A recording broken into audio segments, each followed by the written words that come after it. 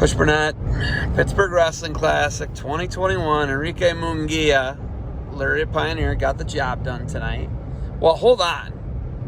He is so physical. The other guy couldn't continue, right? Yeah, he tweaked his knee. He must have had. I'm thinking he had some kind of pre-existing deal going on there. Enrique was pretty dominant. I like how he didn't wait around and try to feel the guy out. He just went right out and got a takedown right away. That was impressive.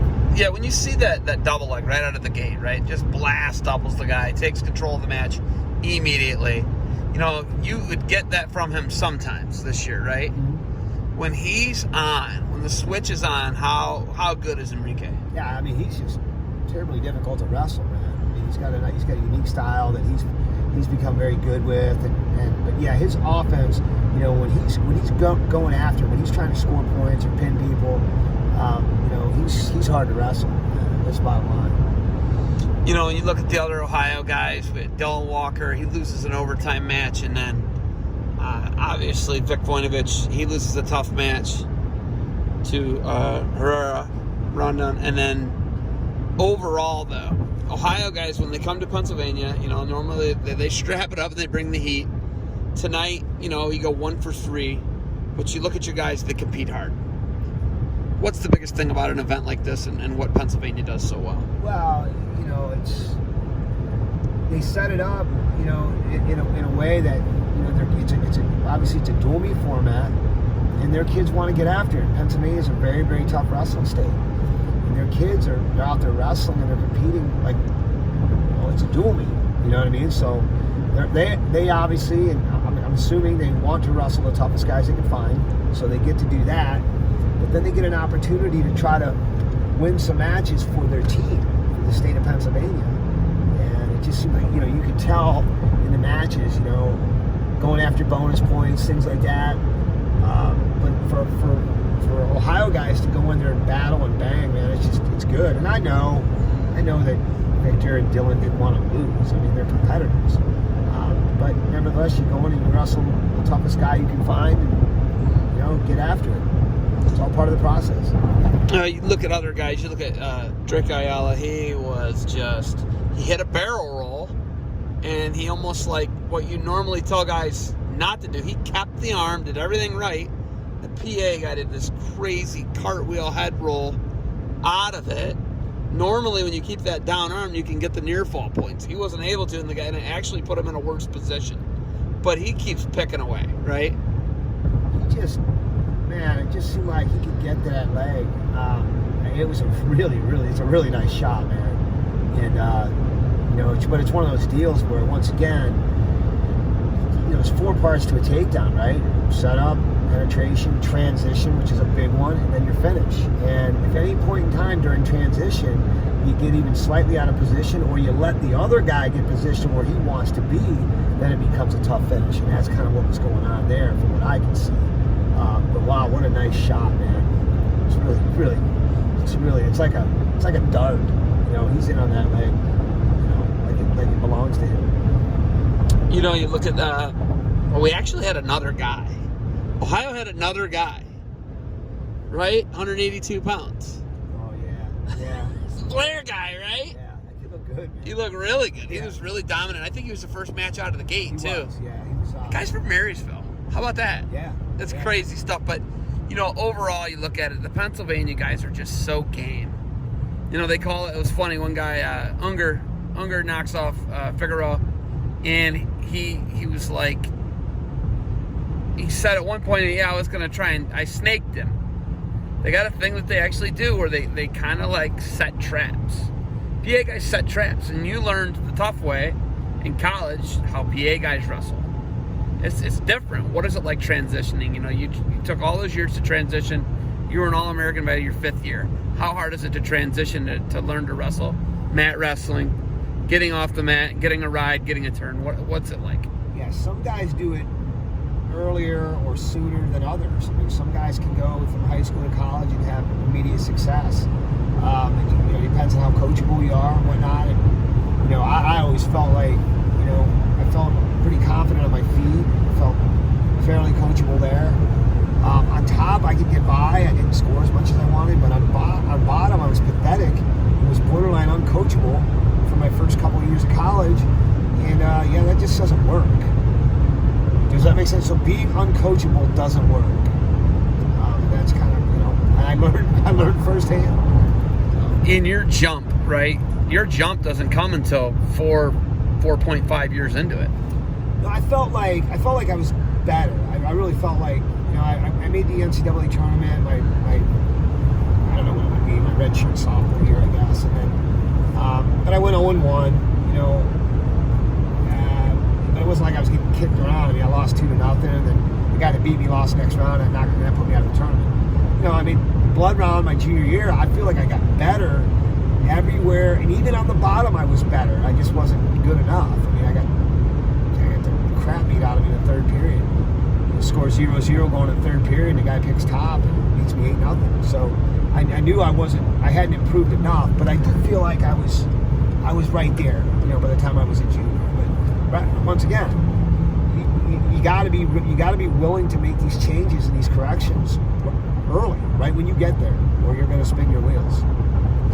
Obviously, you think they can still get it done at Clarion, or you probably wouldn't be pushing Nate Burnett towards Clarion, right? I didn't push him. I'm really, really glad he's going there. But that was all him. He wanted to go there. So, but yeah, of course. Yeah, I like Keith. I like their staff. I like what they're doing. They're getting after it. He and I talked last week on the phone about what they're doing and what the plans are. And, I'm confident that when you go there, you got to have the proper mindset. And I don't know. I think that if you have the right mindset and the right work ethic and you put yourself around the right people, you can make it happen at a lot of different schools. Your freshman year compared to, and I know everything's not just about comparison between you and your sons, but your freshman year, your son had a much better freshman year at Pittsburgh this year than you had a freshman year at Clarion, right? Yeah, I was a Prop 48 hobo, man. I was like... But he had a better year. Well, yeah, I mean, he had a year. The guy, yeah, he got in there and he he wrestled some matches and he was competing. I mean, yeah, that's what you have to do, And I feel like, I think that he got better and he's learning how to compete, whether it was in the room or in matches, and that's clutch. And hopefully, that'll pay off for him down the road. What do you think he's done differently than you did? What's Mick doing differently as a college freshman than Erik Burnett, who was a college? What did you say it was? Prop 48 hobo. Prop 48 hobo. So it's a non-qualifier today. Right. You didn't pass the clearinghouse essentially in 1987, right? Yeah, well, so what he did better was he had better grades in high school. He worked harder academically. Made sure that he was setting himself up for great opportunities. And he had a lot of great opportunities. There were a lot of fantastic programs out there and coaches that were talking to him. So yeah, that was the first thing he did. Apparently he listened to people a little bit better than the old man did. So he had the grades he needed. And then he got in there,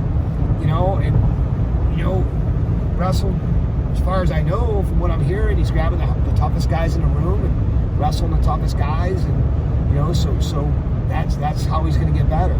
So I just think overall, like his freshman year and mine are just no comparison, and he set himself up for that year, a type of year like that. And that's good.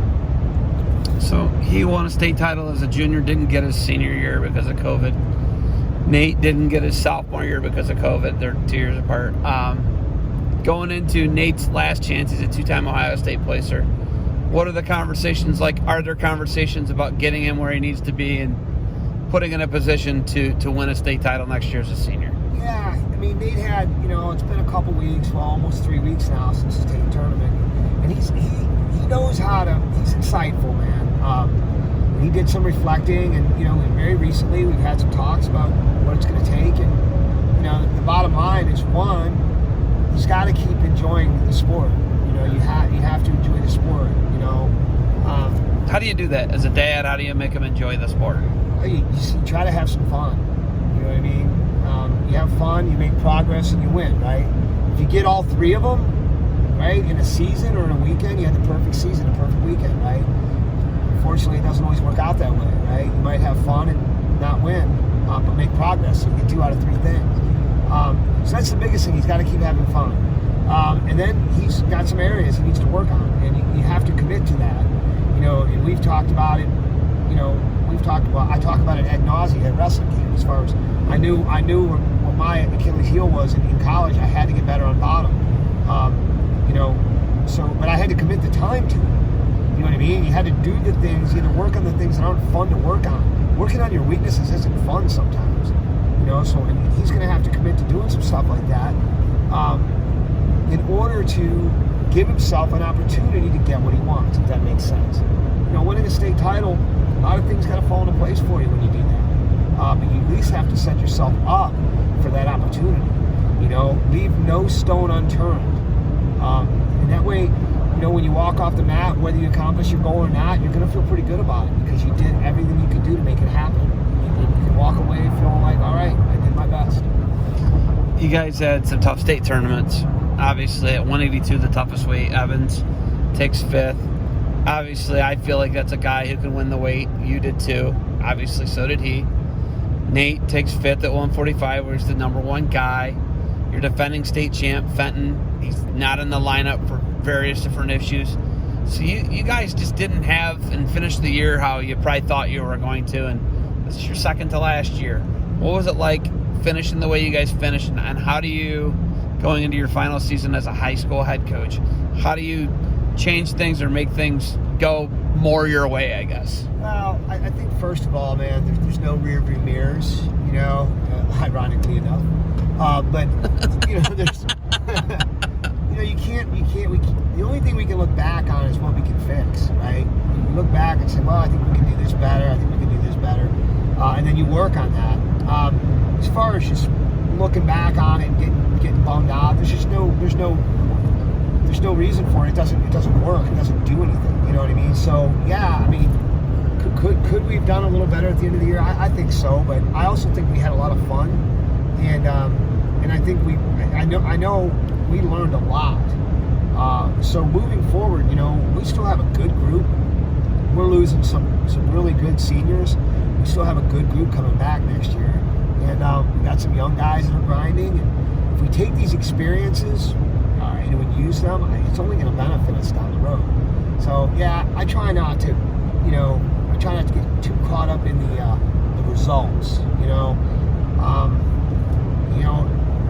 Traditional year, we're on the big board, and that's good. And once again, in the back of my mind, I know where we came from. And I know back in the early days, the thought of getting on that big board was like, wow, is it ever going to happen? Are we ever going to get, are we ever going to be one of the better programs in the state that's top 10? And, so when you have a quote-unquote down year and you're still on the big board, that's pretty good. The program's a pretty good program when that happens. So, I don't know. Our kids learned a lot from it, and I think it'll benefit us going forward. Well, I can just tell you, in Evans' shoes and in Nate Burnett's shoes, that's exactly what happened to me as a senior in high school. Yeah. I literally lost a tough semi where a guy barnstormed me. Put me on my back a couple times, and I couldn't get back in the match, right? And then, you lose that next one. It's pretty quick. It's pretty quick, right? Yeah. I think Conci semis for us were, you lost in the semis on Friday, you had to come back the next day, right? Those guys had to do it right away, didn't they? Well, they had to do it right away. And what was impressive? See, I didn't have to do that. No, you had the night, you had to, you figure it out. So, and then we talked about that because that was impressive. Because neither one of those guys came out there and rolled over. I mean, they came out and they were ready to battle in that Conci semi. And they lost close matches. So, that's a good thing. And it's hard when you're talking to a kid after that happens. They don't want to hear that. You know what I mean? Literally, I mean, it's minutes after the match and you're telling them, hey, listen, I'm proud of you for doing this and this, because you got to find the good. Right? What am I going to do? Run over and tell the dude, hey, you really screwed up and you lost that one. I mean, it's like you can't focus on the negatives, right? They're already negative enough. They're feeling down. So it's like, hey, to be able to go over and say, listen, man, you really were ready to go. Okay, there was no sulking, there was no crap like that. They were both ready to go. It just didn't happen. You know, their opponents wrestled good matches in the Conti semis, and you know, Jake had kind of a weird situation where he was trying to jump on Hightower. He was trying to get a reversal, and he like kind of like went over him. Okay, and Hudson had this cool. He just kind of did this little shimmy and came out the back and maintained control of Jake. Right, so and it was great. It was great. It was great on Hightower's part to do that. You know, and once again, Nate was ready to go, and you know, Caleb just wrestled a better match. So I mean, credit to the other guys, but our guys were ready. Our guys got themselves ready. They were mentally ready, and they were into it. As a coach, I can't ask for anything anymore. I mean, they were ready for those matches. Okay, so you got a club, one of the most successful clubs in America, and you train guys throughout the state, throughout the country, who've come to your camps. Is it hard when you see a guy who's come to your camps who almost uses the things you taught them against you and beats you? Is that tough? No, because, you know, the overall thing, you know, what are we trying to do, right? We're trying to make kids better. We're trying to help them become better people, better human beings, tougher, right? You know, the way to handle things, outside of wrestling, right? So when somebody utilizes something that we're talking to them about, it's bigger than wrestling. So yeah, if a kid beats one of our guys because, you know, he utilized something from our camp, it is what it is, man. I mean, that's why you're doing it, right? You're doing it to try to help kids become better people. So yeah, I can't get too caught up in that competitive, you know, oh man, you know, they used it against us. It's like, you know, no, it's you don't want your kids to lose, but you want the knowledge that you're throwing out there to be used. So anytime that's happening, that's a good thing, regardless of the results. What are you going to do with your life a year from today? What are you going to do with your life every day after school? Is much really going to change for you, like when you go to an assistant role? I was talking to Coach Antonelli tonight from Blair. He's moving into an assistant wrestling. Ross Katomer's coming, and he's going to take over as head coach at Blair Academy, and he's going to be an assistant. What are you going to do with your time? He's picking up a bunch of assistant coaching jobs. Football, I think lacrosse, he might have said. What are you going to do with your life after this time next year? Yeah, I don't know that a lot of it will be changing, to be honest with you, man. I'm going to have a little more flexibility. I'll be at most of the practices. I'm still going to continue with the club. Obviously, the camps. My brother and I love working together. We love doing the camps. So we're gonna keep doing all that. You know, but just to have the flexibility. Whether it's, you know, going to watch one of my sons wrestle in college, or maybe just going to visit him. You know, it doesn't always have to come down to wrestling to go visit my kid. You know, my wife has just been super. You know, we're going to be married 20 years here this August, and she's put up with a lot, man, all the way around. And you know, we've never gone anywhere. Like how cool is it? Like when it's like, I don't know, 12 degrees in Ohio, and you get on a plane, you know, and it's like December, and you get on a plane and you go somewhere and you land and you get off the plane, you got your boots on, your galoshes, or your winter coat, and you get off the plane and it's 85 degrees, right? You take your galoshes off and you just throw them over there somewhere, and you take your coat off and just throw it on the ground, right? We've never done that, you know. Wintertime, we're here. So maybe, I don't know, maybe you take a 3 or 4 day little trip, and Jan and I can get away and go somewhere warm when it's cold. Just little stuff like that, but you know, she's already started with a little bit of a bucket list for us, man. But you know, I've been wrestling since I was 6 years old. Okay, I still go live. You know, how can you ever really get out of it? I just, as far as me, I don't see it happening. There's no way. I love it too much. It's too much of it's too big of a part of my life. And I mean, to be honest with you, Janet's into it too. So I'm still going to be around doing what we do. Could we see you migrate down the turnpike to Perrysburg, Ohio, and be an assistant for your brother when Gray Burnett's a freshman in high school? I'm going to do some work with Gray, man. There's no doubt about it. But I don't know. You know what I mean? mean, Elyria is my heart, man. It's, you know, as long as I'm working in the school district, and, you know, it's would I love to coach with my brother? Yeah. I mean, is it out of the question? No, it's not out of the question. But, you know, I love my nephew. Once again, obviously bigger than wrestling. But I love working with him. And so, and he's got a group of buddies that are a lot of fun. And the Perrysburg people are just, they're awesome. They're a family. So yeah, I love doing work with them, and we will, in some capacity, be working together. There's no doubt about that. How long has Ron Burnett been gone? 2017, 3.5 years. Yeah, Mick was a sophomore. What do you think Ron Burnett would be most proud of? Whether she was a coach, a dad, homeschool counselor, a friend, a brother, cousin, uncle. What do you think he'd be most proud of you? I think just as far as like helping people, sticking to it, right? Being a person of your word. You say you're going to do something, you do it. You know, just things like that. I think he'd be proud that we've managed to do that. You know, I would think that would mean a lot to him. Did you get honked off at all when your kid got a tattoo of the sidewalk chalk drawing that your niece did on his arm? Did that bother you? You know, I knew he was going to get one, you know, and it's one of those deals where I'm like, listen, you know, because he had said something about it when he was younger, like when he was 17, and I was like, nah, man, you're too young. You know, you mess around and you get something that you're not going to like, even in 3 or 4 years, and that's kind of, you know, you don't want to do that. Obviously, when you turn 18, you're going to do what you want to do. You just got to make sure you get something that you know you're always going to cherish. And so, no, you know, he went and got that, and that was something that Lena had drawn. And, I mean, if you're going to get one, man, I don't know. What's wrong with hope, right? You know, so, no, it was all good. I didn't get honked off. No, it was all good. All right. What's next? There's a qualifier next weekend, a freestyle qualifier. Some of the guys are going to hit. When's yours? So we're having the schoolboy state. We had a change over the weekend. We're going to do schoolboy state at Elyria, but not the cadet and junior qualifier. Okay, they're looking to move that right now, and so typically they run both of those tournaments in the same day, but we're not going to have cadets and juniors or 18U, 16U. We are going to have the schoolboy state. That's going to be on May.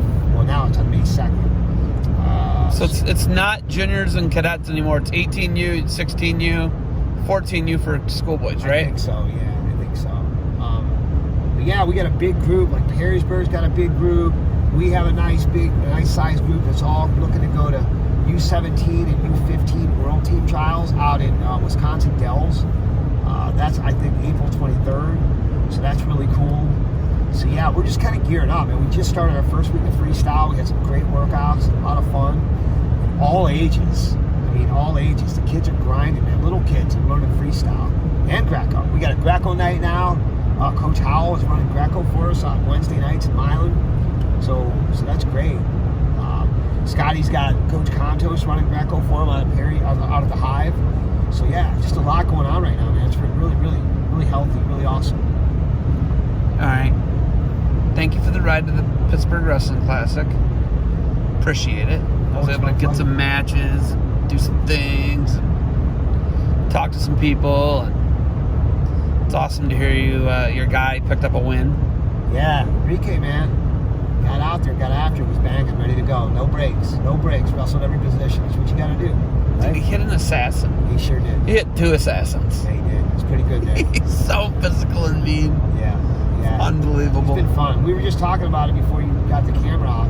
4 years, and it went like that. Pretty amazing how fast it goes. All right, Coach. Thanks for the ride. Thanks for the time. Good luck to you guys moving forward. We'll see you at camps this spring and summer, all right? Right on, Zeb. Thanks for all you do, too, man.